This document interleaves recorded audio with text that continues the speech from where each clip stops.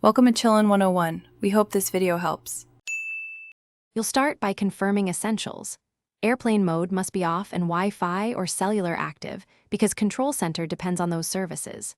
Once done, perform a restart, soft first, forced if unresponsive, to clear transient faults. Make sure you have a backup and your Apple ID handy in case settings change. This first reset often resolves minor glitches. It's quick and explains whether deeper steps are needed, so you don't waste time chasing rare causes. Now you'll reset system settings without erasing data.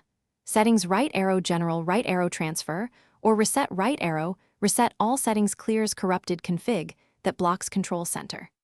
After that, go to settings right arrow Control Center and make sure access within apps and included controls are enabled. That's why permissions matter.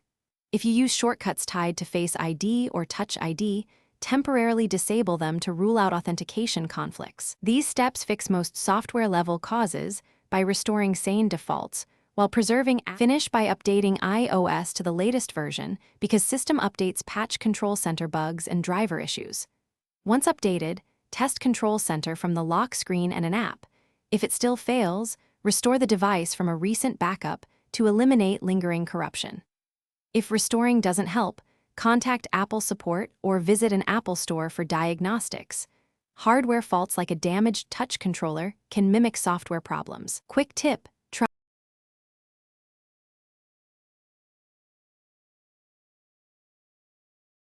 Thanks for watching.